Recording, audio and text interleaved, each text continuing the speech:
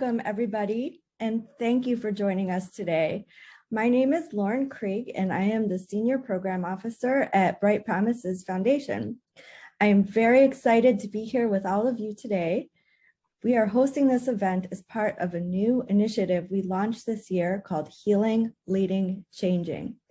The goal of the initiative is to address the trauma caused by racism in children and youth. Research shows that similar to other forms of childhood trauma, racism can affect the mental and physical health of young people in the short term, but also for the rest of their lives. It is crucial that we explicitly address racism and take action to help youth to be resilient and to heal. While many organizations are engaged in important anti-racism work, Bright Promises is one of the only foundations currently supporting specifically trauma-informed programs that address the impact of racism on children and youth. Through the Healing, Leading, Changing initiative, we are proud to be working with some of the most impactful and forward-thinking community organizations in Chicagoland to address the trauma caused by racism. Our partner organizations are innovators who, with Bright Promises support, are helping transform how we recognize and respond to racism-based trauma in children and youth. Today's panelists are representatives from our partner organizations. They are going to share tangible, meaningful steps that each of us can take to help youth heal. Thank you again for being here to learn together with us. And now it is my pleasure to introduce Dr. Colleen Cicchetti, who will serve as our moderator today. Colleen? Good morning and heading towards afternoon, everyone. Nice to see some familiar names and some new names in the participant list, and just really grateful to have this opportunity to really highlight and talk about, as Lauren mentioned, really the notion that we cannot address trauma in our communities unless we also address the intersection of racism and the long-term challenges that our communities have faced in terms of how do we do this. So I'm very excited for this opportunity. Before we get started, I did just want to take a minute. Some of you may not be aware of this, and some of you may not have a direct contact, but we did lose a real champion to this work, for this work last week, by the name of Helen Antonopoulos. She was the head of the Office of Social Emotional Learning at Chicago Public Schools and was really leading a lot of the work that Chicago Public Schools has been directing in terms of becoming a healing-centered community. And we really wanted to just take a moment to remember that this work that we're all doing is really challenging. It takes a toll on us. Helen died suddenly and unexpectedly at age 48. So we know that all of you that are in this space and doing this work, it takes a toll. But we also know that it's through partnerships and innovation and raising up the different people who do this work in so many different communities and so many different roles that we can be successful. So I'd just like to ask to take one moment of silence to just think about Helen if you knew her, or think about the partners in this work that help you to do the work you do.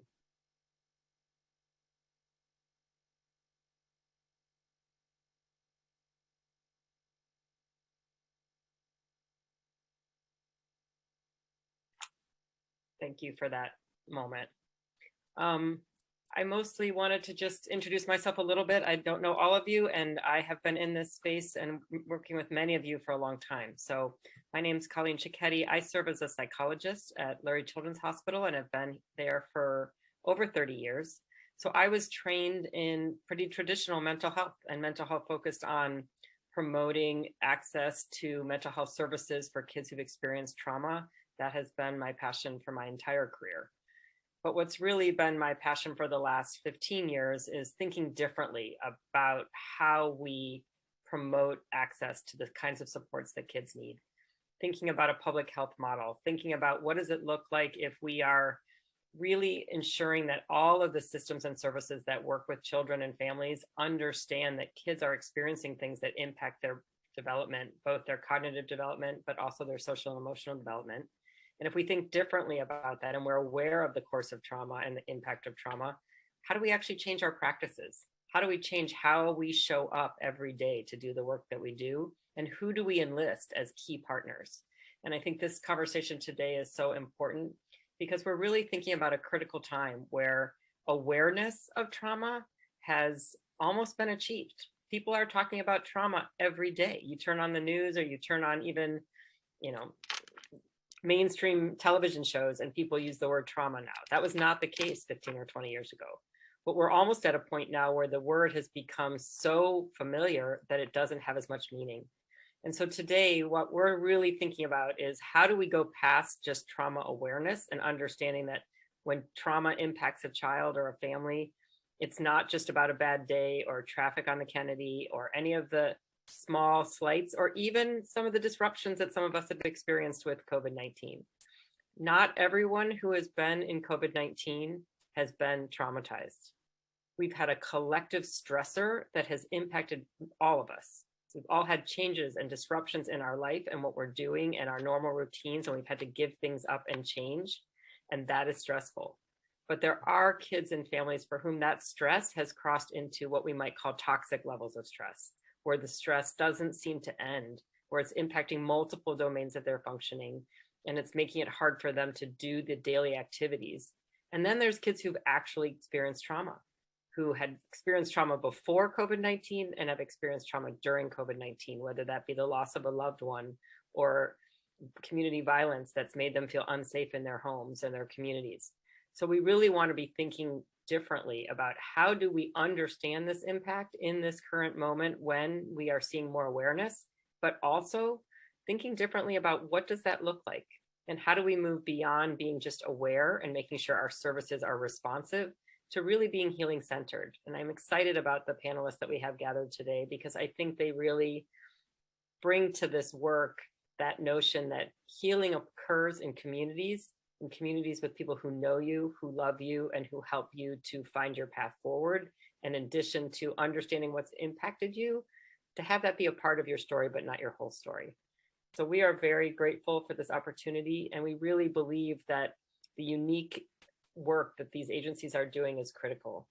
And we want to really highlight that it's by engaging in community and helping young people to find their voice and to be agents of change, that's in fact part of healing as well. So that's what we're going to highlight today. We're very excited to bring some of these experts and hopefully highlight what they're doing and share. There will be opportunities for you to post questions in the chat, so feel free to do that. We will reserve some time at the end, but we also may be able to jump in and answer some of them as we go along. But please know that we will put times for questions at the end if you can put them in the chat, and we will come back to that. So let's go ahead and get started and really think about, getting to know some of these experts that we have today. So let's start with, we're going to give each of you guys a chance to kind of talk about your organization, what the model is, what your youth are that you serve, and what are some of the critical strategies that you're using to empower young people in the work that you do. So I'll let whoever wants to jump in first go first.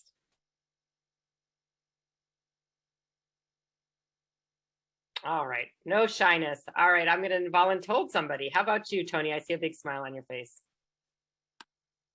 I love a good voluntold. So good morning, or soon to be afternoon, everyone, depending on where you're at. My name is Tony Alvarado Rivera. I use all pronouns respectfully and interchangeably. And I have the honor of serving as the executive director of Chicago Freedom School. And Chicago Freedom School, we build intergenerational partnerships and facilitate programming for young people of color, primarily Black and Brown young folks from the South Side, the West Side, and the Southwest Side, to offer trainings and support, but also individual trainings to individuals and organizations committed to movement building. And we're rooted in the legacy of justice and liberation in the 1960s Mississippi Freedom Summer.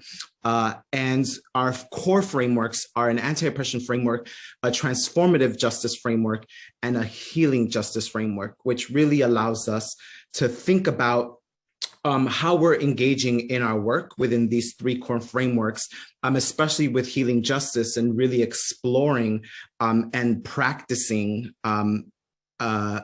trauma-informed care and healing-centered approaches, and making sure that we're not rooting our work in trauma, but recognizing, understanding, exploring the trauma, especially that young folks experience. Not to say that adults also do not engage in that trauma or experience that trauma, but really thinking about innovative, thoughtful, intentional ways to create healing-centered strategies when engaging not just with young people, right, first and foremost, but recognizing that as staff, as folks who are also of color or are LGBT, just have disabilities, that we are also experiencing trauma when working with young people, and how do we make sure that we are addressing it within ourselves. That's a little bit about Chicago Freedom School. I think we'll get more into kind of specific strategies. But I know one of the questions, or why I do this work, or what keeps me passionate about this work. I think for me, I grew up in Chicago. My parents were undocumented, came from Mexico, have been factory workers. And I remember being, that young person who was at immigration, and seeing, at that time, knowing that, oh, why are these white people being so mean? But now knowing, oh, that was like clear racism, you know what I mean? But having to translate for communities. I remember thinking about, how folks coming from Mexico, and thinking how we're going to support them. Right now, we have tools of like our language of mutual aid.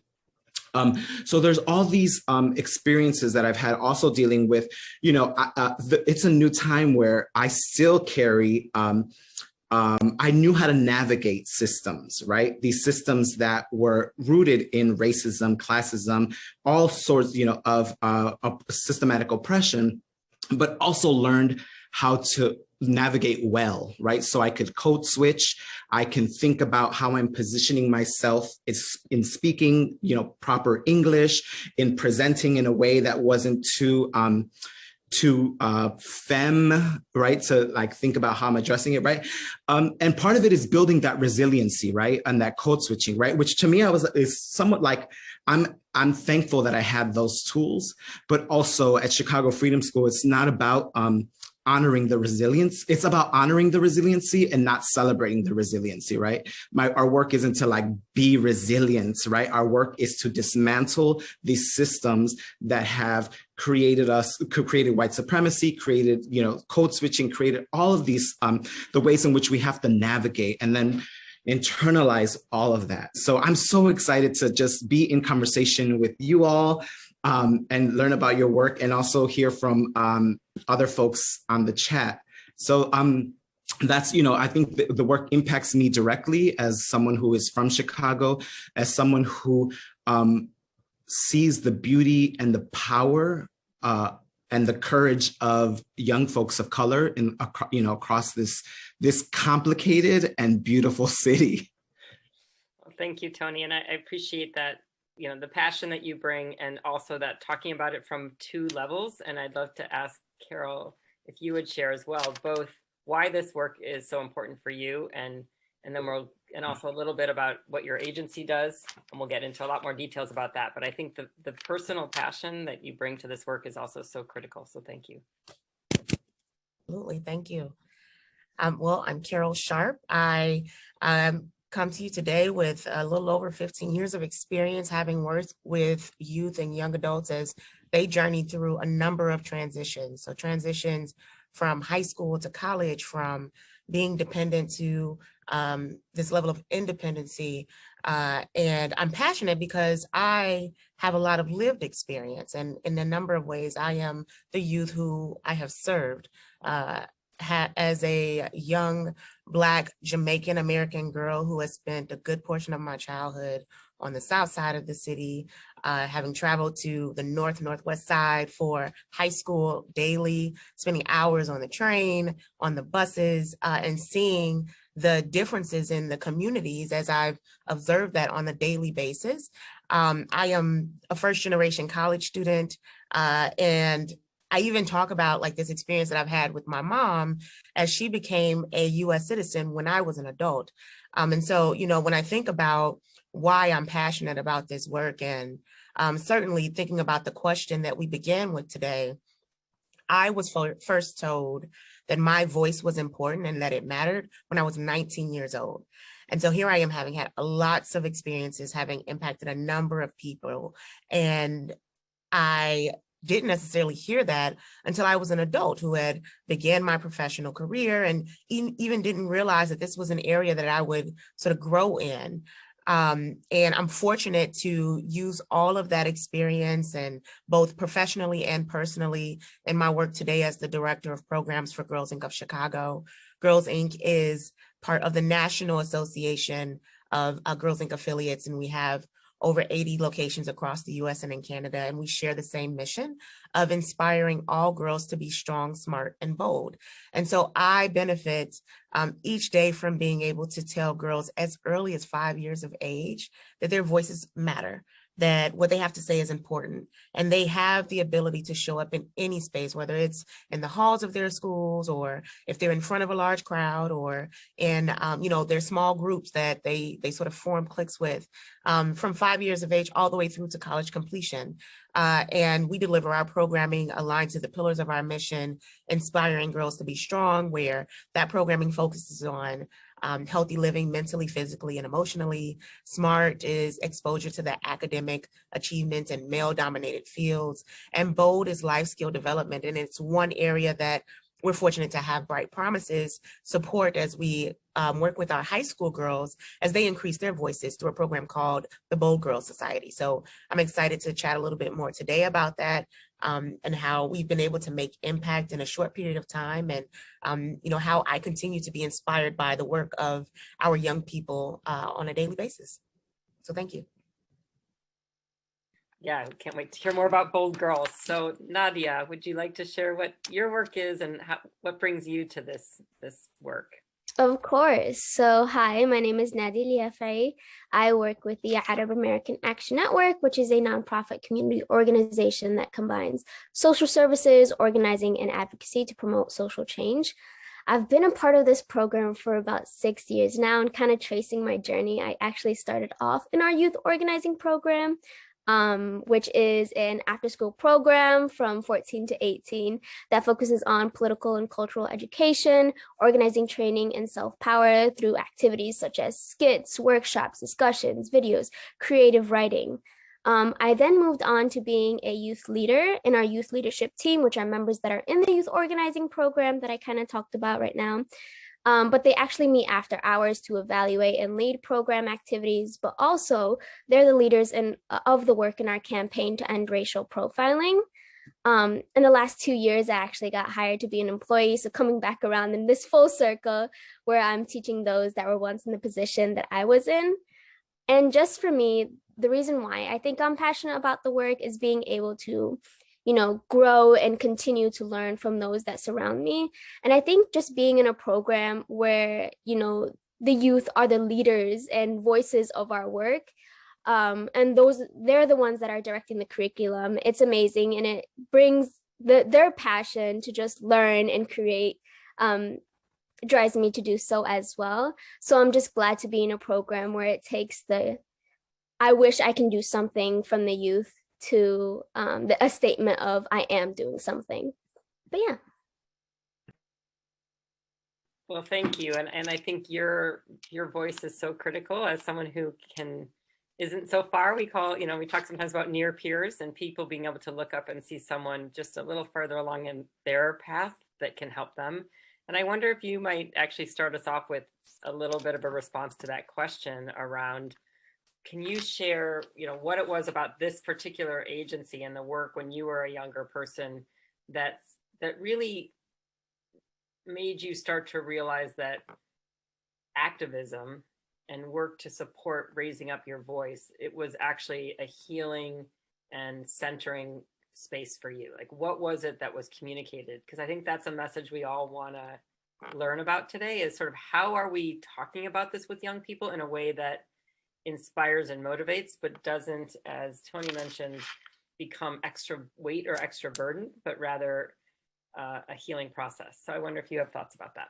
Yeah, definitely. So I think with this question, it's very important to note that with the history of attacks on our community, the Arab Muslim community, not only here, but in our homelands in the Middle East, it definitely became a commonality with the older generations to keep to themselves because of this alarming fear of, being deported, arrested, targeted, harassed by law enforcement. So we can see kind of how the racism-based trauma creates the aspect of fear and paranoia within our community, and this kind of translates to the youth as well. I know for a lot of youth in our program, there's this fear that no matter what they did or said, or if they just go out in public, they're going to be reduced to this stereotypical, like stereotype or image that, the media presents to them.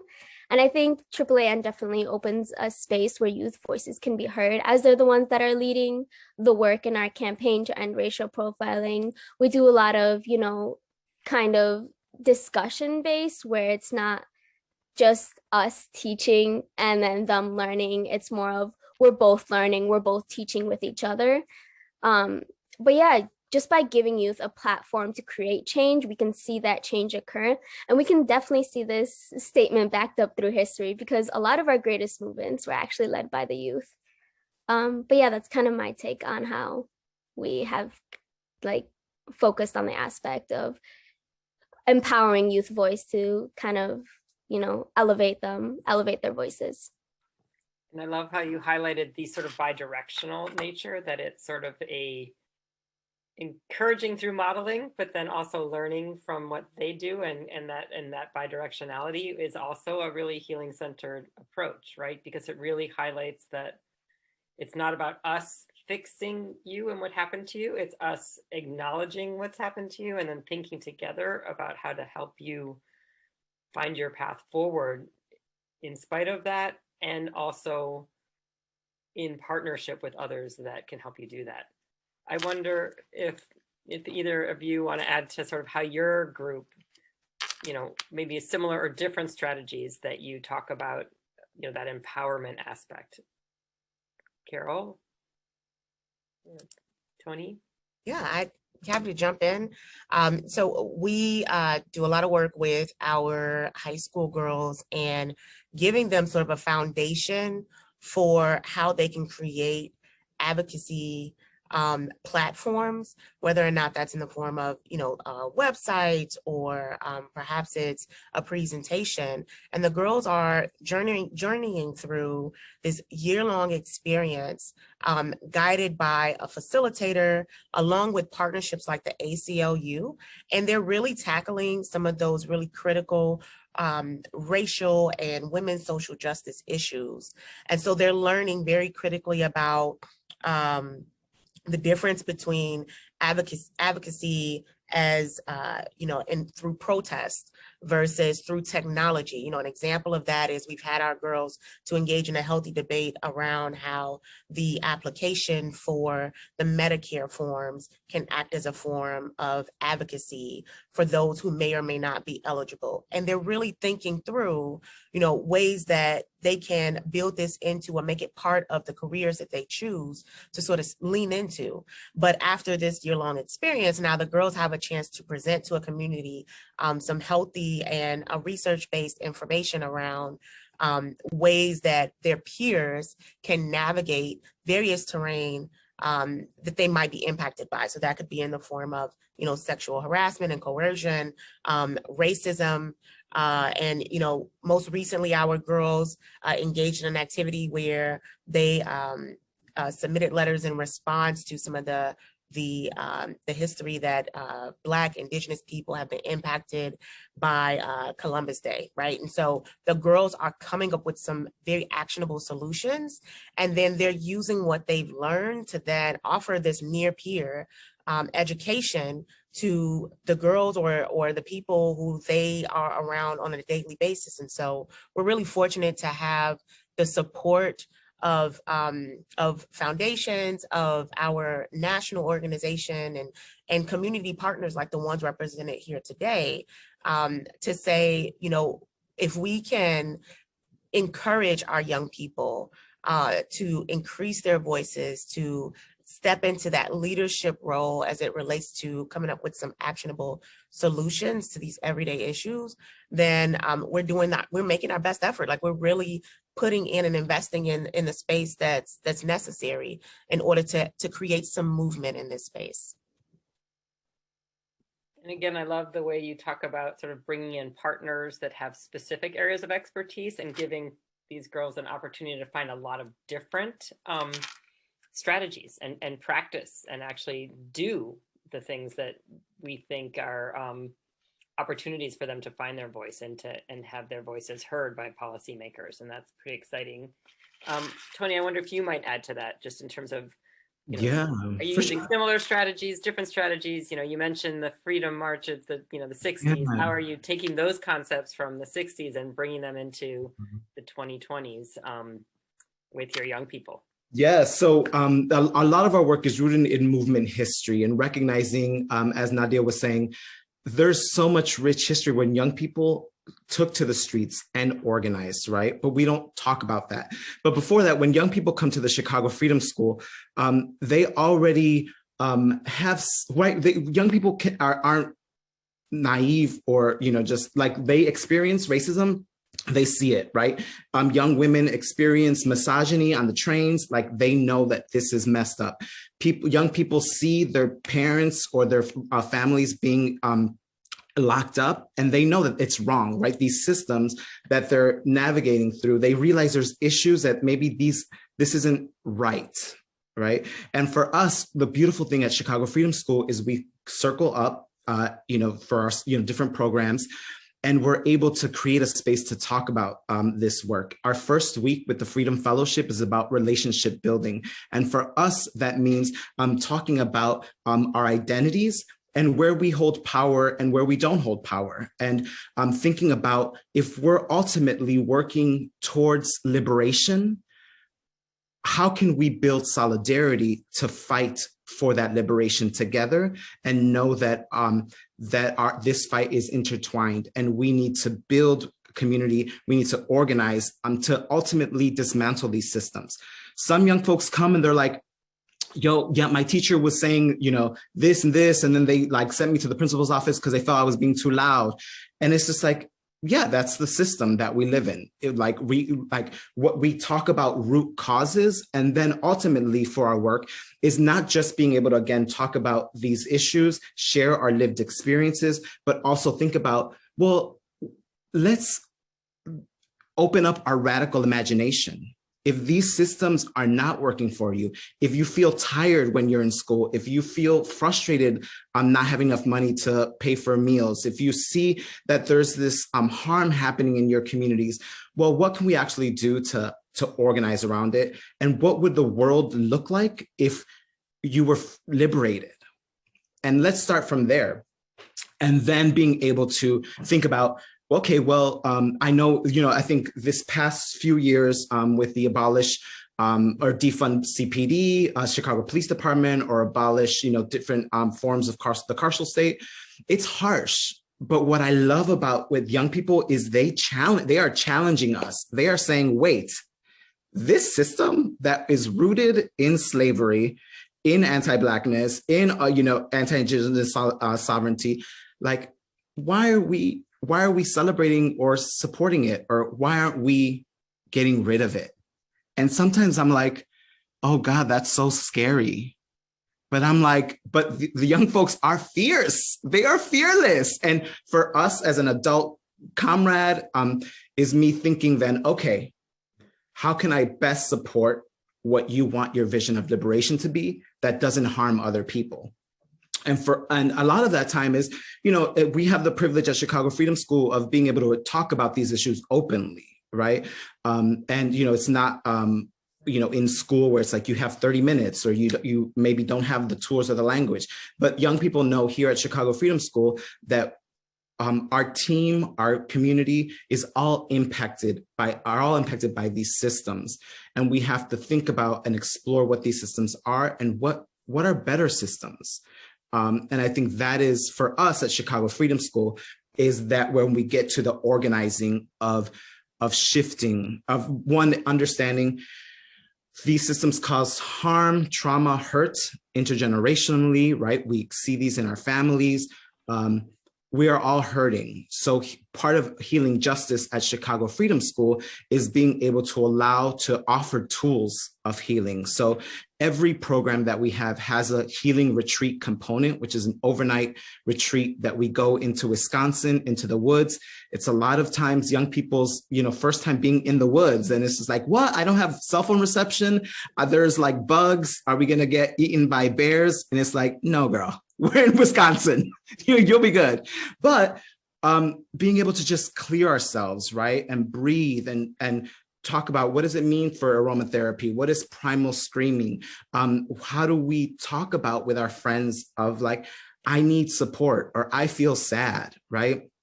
And when I started in, Chicago Freedom School in 2012 as a coordinator of youth programs, Trayvon Martin had just been murdered. Right, Rakia Boyd had been murdered that same year, and then we continue with Freddie Gray. We continue, and young people are dealing with relationships, both personal, family, love lives. They're dealing with school. They're dealing with trying to figure out how to pay for rent or food. Dealing with just all of these issues that, for us, it's how do we find space to offer tools to release some of that. Negative energy to identify some of the traumas, hurts, and harms, and be able to create tools to heal. And I love all of the ideas. I mean, you just reeled off about 50 different specific tools that you've used very quickly. But I think part of what the audience is looking for today, I think from all of you, is some strategies on how those of us who maybe are a little less comfortable with some of this and maybe not in the space of dealing with the creative fierceness that Tony mentioned. But we do have young people in our lives and we have different roles and ways that we interface. And I'm wondering if there's some thoughts from this group on, based on what kids are capable of and the level of depth of the conversations that you have from the 5-year-olds all the way up to the young adults. What are some of the strategies that you think people on this team can engage in that will really help us to empower youth and to support that youth activism? Obviously, supporting Bright Promises and the investment they've made in all of you is one piece of that, and we appreciate all of you that have done that on this call. But we also know that there might be some specific strategies or positions ways of showing up, I guess, is the best way that adults can bring to their lives that might benefit this work. So I wonder who would like to go first on that notion of sort of what others not in spaces that are as focused on this as yours can do. Yeah, happy to jump in here. One of the things that I find to be extremely important is mindset. When we think about the youth who we encountered, we make a lot of assumptions around like neighborhoods that they've derived from or experiences that they've had, who they're connected to. And I think giving our young people the grace of forgiveness on a regular basis is extremely important. I have had some experiences where I've, been in leadership positions and have had conversations with adults about whether or not it was time to step aside because they've gotten so inundated with this mindset and moved away from this concept of forgiveness and giving youth another chance to have an opportunity to get access to what they might have defined as success for them. Recognize that the traumas do exist and to not take it personal. I've had lots of conversations with adults where they've been offended by something that a young person has said or had done, and then they use that to generalize an entire group of young people, not even recognizing that something as simple as the color of the shirt that they're wearing could have a traumatic impact on a young person that they encounter. And so just remembering that these traumas exist. There are so many different implications that impact our young people's ability to show up as their best selves. So just give them the space to grow, to have access to options. I often reference this experiences that I've had working with young people who were preparing themselves for a scholarship interview. And we would host the interviews at law firms, at high rises downtown. And for juniors in high school, this is their first experience going to downtown Chicago, being in this building and knowing that they're going to encounter people that they do not see on an everyday basis. And I've had to say to them, literally, you are going to walk into the room and speak with a human. No one here is superhuman. So you don't have to feel like the person that you're speaking to is better than you in any way. They woke up, they had to brush their teeth, they had to get dressed. Like, we are all human. And so it's important that we recognize that on both sides of that conversation, that our young people are human and they have the right to make some healthy mistakes. And the reason that we are in the positions that we are in is so that we can support them with navigating their decision making and supporting them, as Tony said, with really trying to make a difference for their entire generation. So that, I think that's what I would add. Just knowing the experiences that I've had, talking with young people who are just simply afraid to have conversations with people who might not look like them. It's really important that we create this environment that's comfortable, and we kind of remove some of that elitism that we bring to conversations because we've accomplished certain things. It's important that we remind young people that we are human. Wow. Kudos, lots of chat responses. I think, Carol, what you said about everyone's human and everybody walks into these new spaces with some level of anxiety about how they're going to be judged. And as adults, how do we show up and make sure that we are acknowledging our implicit bias? I think, Nadiah, you really talked about that in terms of just racial profiling. And it's not just in the police systems or other systems that we might identify as doing it by policy, but it's in our interactions. And I know in conversations I've had with young people where I've talked about that big shiny city, and the big shiny city with all those big glass offices looks an awful lot like Oz. And you walk up to the Emerald City and they're not really looking to let those folks in. And so how are we in those spaces on either side of the glass door, making them welcoming spaces and thinking about what it would take for you to open that door in a different way and to let someone see your humanity. So I really appreciate, all of the things that you raised, Carol. And I wonder, Nadiah, if you could talk about how that plays out in your work, because it sounds very similar to what you said is happening for many folks in their home countries before they get here. And then certainly when they get here, there's a lot of implicit evaluation going on. So how do you address that? And what can you ask the adults that are on this call today to do differently that would make spaces feel safer and more open and welcoming? Yeah, definitely. So with the Arab American Action Network, we take in a lot of youth from different areas. So we have 2 offices, one in the south suburbs and then one in Chicago. So just that twining of just different backgrounds itself is something that we do.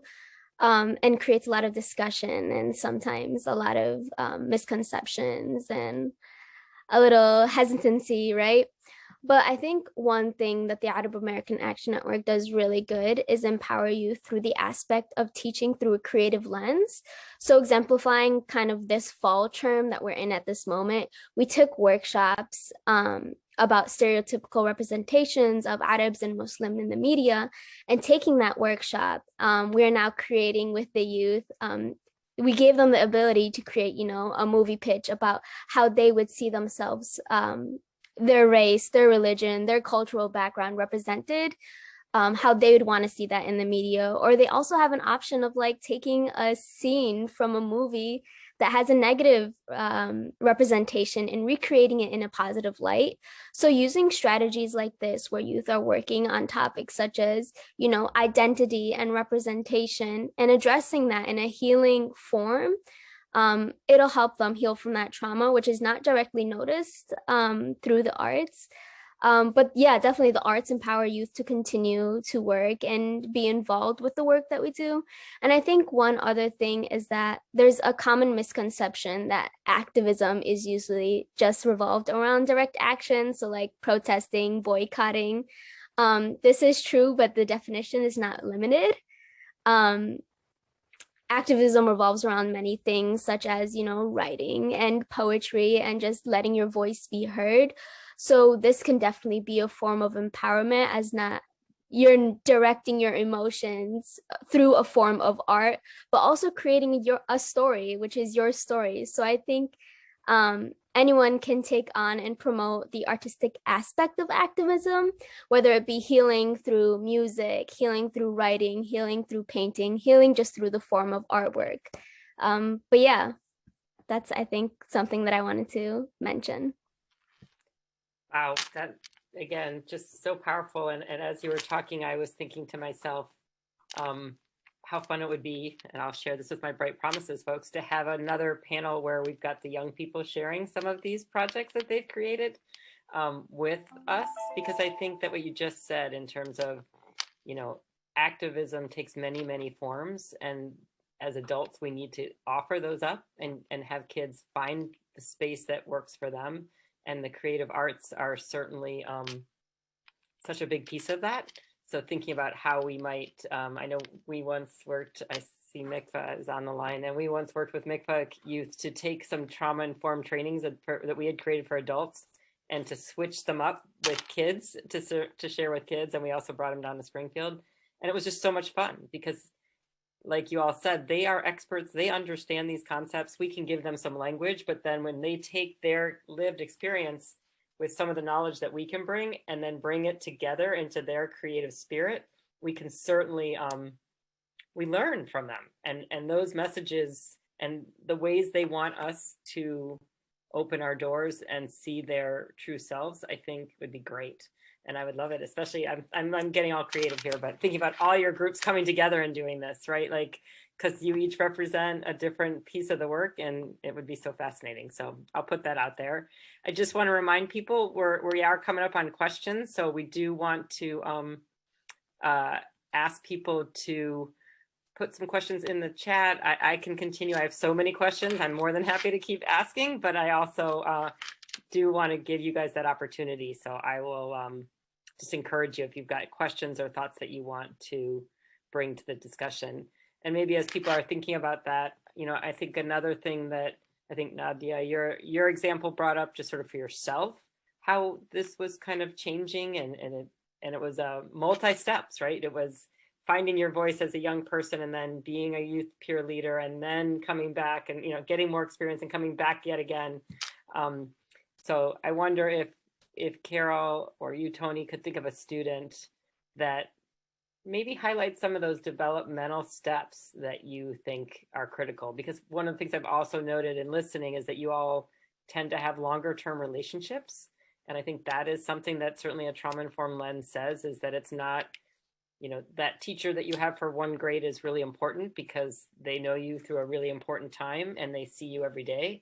But those other adults that are in your life intermittently, those bonus aunts and uncles and cousins, or those community leaders, youth leaders, they're also really important. So I wonder if either of you has another example about that, someone who kind of went through the process at different stages and how you saw that work for that individual. I can share one. I won't share names, but and this young person, we always come back to this story.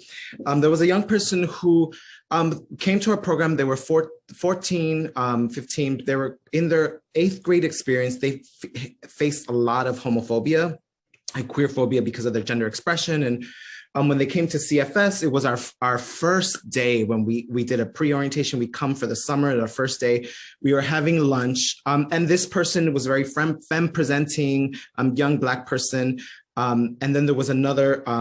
They sat down for lunch. There was another young Black person sitting across from them, cisgender male, and there was a comment made. And right away, there was laughter. It felt uncomfortable for this young person. They started to get up in the other person's face, was already on the phone calling, her girls to make sure that they were ready outside because it was about to be a fight. And, I love drama, but I don't, but we don't need that. But a lot of it was, right away. It's like, you grow up with the walls of you're talking shit about me. What are you saying? What are you and then the city is rough at times. And you have to defend yourself, and you have to be ready to be strong, right? And that happened in our space. And for us, it's one, being able to, like, this young person, after this had happened, we were, you know, our team is amazing. I work with amazing people and can de-escalate. And we had just met this person, but we knew that we loved this person. You're here for a reason. And we let them know, listen, like, oh, because they were like, I'm not coming back. This is it. We were letting them know, like, we need you here. We want you here. No one is telling you not to come back. We can work through this. We can continue to build. At the end of the program, this straight dude was like, they would call each other like girl and hey, what's up, and friend, and just this beauty that just comes out of being able to create space where we can heal, right? We can address the issues, we can talk about the issues. And I think for us, you know, and, you know, we joke because sometimes we revert back to our, you know, to our moments of trauma and harm. But it's a process, right? And at Chicago Freedom School, young people know you can, you know, come and there's tools to heal, or space to heal, or talk or not talk. Just sit in like darkness with a little lavender and let it try to like release, right? And I'm thankful for that. And I think for adults, one thing before, you know, we have a program. So we also recognize that there aren't many spaces for adults to engage in these open, honest, heartfelt conversations, because, you know, it's hard, especially maybe as a person with class privilege, to talk about that experience, or a person with who's white to talk about whiteness and their privilege. But so we have a team of participants. So we develop young practitioners to learn around trauma-informed, healing-centered approaches. So it's a training that we offer for educators, for cultural workers, for you know, adults wanting to work with young people, to really be able to sit in circle and explore our implicit biases and think about create strategies that are not punitive, are not using the state. You will have more information on our website so folks can learn about it in the coming year, but we're bringing back those trainings, and they are, you know, virtual, maybe some in person. But I think it's for us important to, even with young people, for that they have a home, they have a space. And this young person, after that, you know, became a second-year alumni, is part of the youth leadership board, is now a consultant and a trainer with us. And it's about being able to, I'm thankful that we can build those relationships. So, because then they, you know, they bring that to their communities and to their homes. And they now then say, oh, you know what? Yeah, like my mom also has a lot of healing to do. Are there resources? What can we support? You know what I mean? And so like, yes, like like Carol was saying, like, we are all human. Like we still have our own traumas and our own healing that we hopefully should be doing. And I encourage that of youth workers to be doing that work, because we don't want to replicate models of harm in our institutions, which we often do. Absolutely. And I think one of the things I'm hearing in sort of themes from all of you is that notion of how critical it is for us in this field to really engage in the process ourselves, and recognizing how we show up and what we bring. And I think working directly with young people around their voice is certainly brings that to the forefront. They're going to ask us questions about what we are and who we represent. There's a question that came from the chat thinking about this, and maybe Carol, you could answer this first, which is, some of what I heard was around a sort of a narrative. So like Tony said, sometimes the best learning comes from having a tough situation in a relationship and being able to come back and heal that, and know you're still welcome, and that you can continue to show up, and we're going to be there through the good, the bad, the ugly, and we're going to hold out to see you become your best self. But I wonder if you can talk a little bit about that self narrative. You know, how do you include some sort of specific work with having your young girls and older girls, you know, talk through who they are and how that, you know, what they've been through, and how that self-narrative might help them to heal? Yeah, absolutely. So there are two things that we include in every part of our activity sessions with girls. One is called the Girl Chat.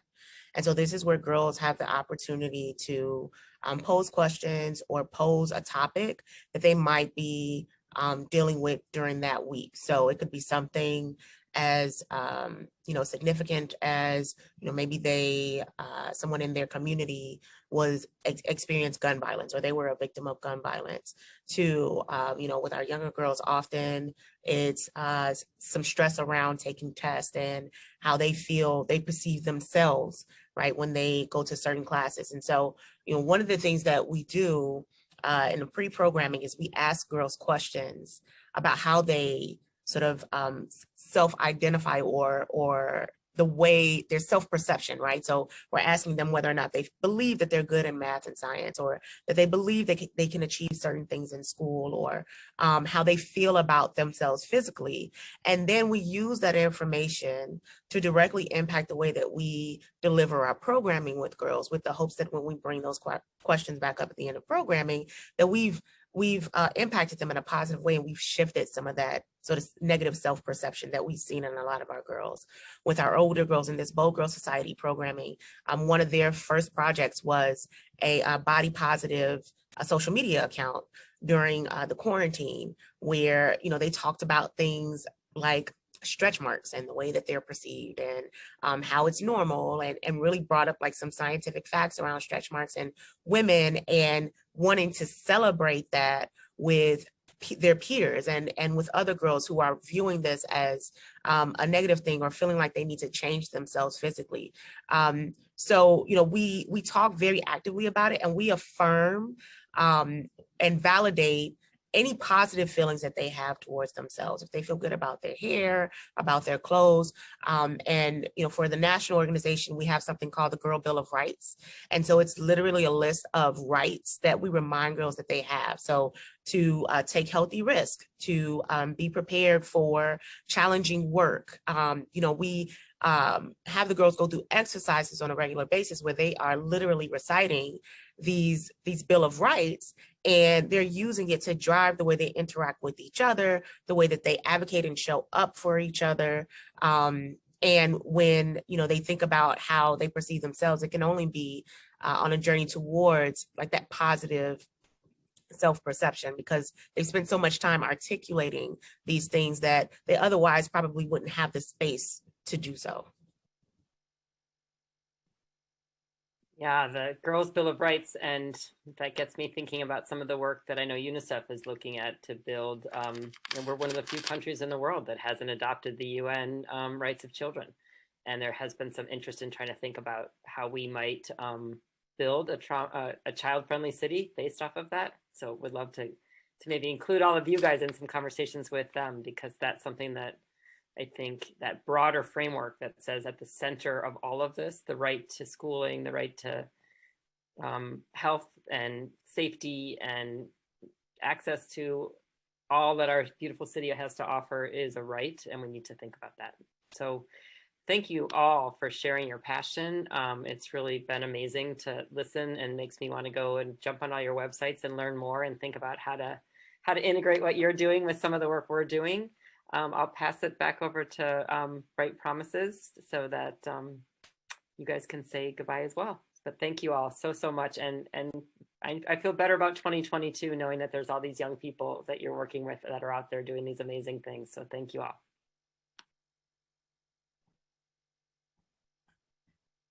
Sorry, give me a chance to unmute. So thank you so much for being with us. This was a wonderful panel discussion, and I'm just so pleased that we were able to share some of the wonderful work that we hear all the time with all of you.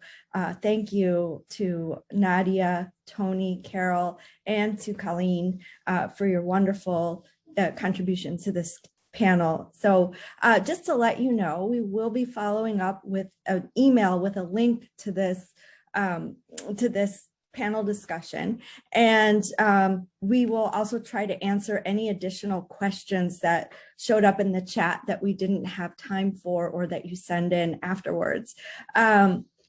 So we would be thrilled if you wanted to share that link. with others. So today's part is part of an ongoing panel, discussion panels that we're going to be sharing with you. And I heard from the panel and also from people on the chat that you are interested in hearing directly from the youth.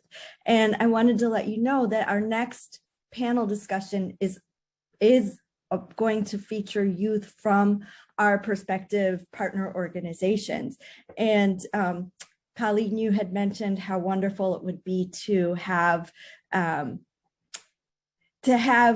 youth working together. And I just also wanted to let everybody know that as part of Healing Leading Changing, part of that is that there is going to be a youth council comprised of youth from our partner organizations who over the next 4 to 5 years are going to be working together under the I guess, the leadership of a youth council guide, a wonderful youth council guide who we've contracted with, Ariana Steele, who uses they, them pronouns. And they are going to just keep the panel on track. And the goal of the panel is for the youth to develop tools and resources for other youth serving sites to be able to access so that they too can implement safe spaces that promote healing and resilience in the face of racism and the trauma that it can cause. So you'll hear directly from them at the next meeting. And so thank you so much again, everybody, for being here. And I hope all of you have a wonderful day. Thank you.